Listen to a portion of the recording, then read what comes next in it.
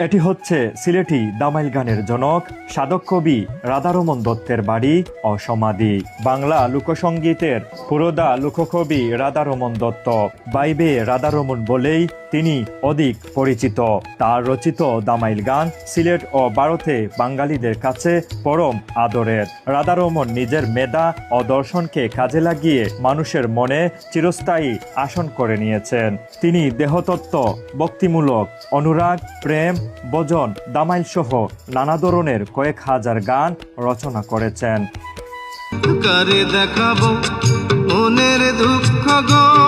জনপ্রিয় ও বহুল প্রচারিত এই গানটির বিষয়ে যদি 100 জনকে জিজ্ঞেস করা হয় গানটি কার, তাহলে প্রায় সবারই উত্তর হবে এন্ডু কিশোর। কারণ দীর্ঘকালব্যাপী এই গানটি কিংবদন্তি শিল্পী এন্ডু কিশোরের গলায় শুনে শুনে সবার ধারণা হয়ে গেছে এই গানটি বোধ হয় তারই, কিন্তু আসলে তা নয়। এই গানটির মূল শিল্পী, গীতিকার, সুরকারের নাম হলো রাধারমণ দত্ত পুরকায়স্থ, যাকে সবাই রাধারমণ নামেই চেনে।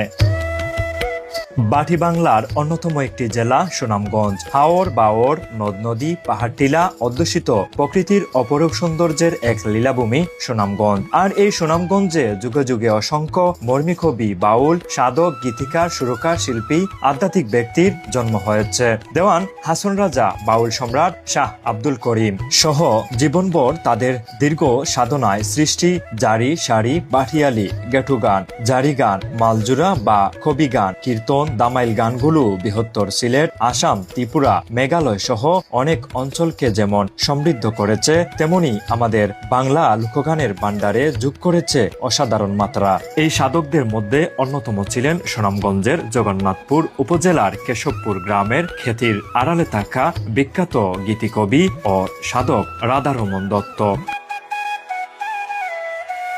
রাধারমণ দত্তকে অনেক অবিদায় অভিহিত করা যায়। তিনি একাধারে ছিলেন মর্মী কবি, বৈষ্ণব, সহজিয়া ঘরানার সাধক, দামাইল গানের জনক কিংবা লোকায়ত বাংলার মহান কণ্ঠস্বর।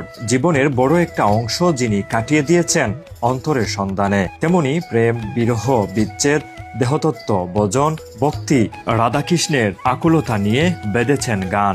নিজে কখনো সেসব গান না লিখলেও তার ভক্তরা শোনার সাথে সাথেই প্রতিবদ্ধ করে ফেলতেন। এভাবেই তিনি সৃষ্টি করে গেছেন শত শত গান, যা তাকে একজন কিংবদন্তি অমর গীতিকবি ও সুরসাধকের আসনে আসীন করেছে। বন্ধুরা, আপনারা এখন দেখছেন সিলেটি দামাইল গানের জনক রাধারমণ দত্তের বাড়ি ও সমাধি। সিলেটের লোকসংস্কৃতি ও সঙ্গীত দ্বারায় যার নাম গভীর শ্রদ্ধায় উচ্চারিত হয়, তিনি হলেন রাধারমণ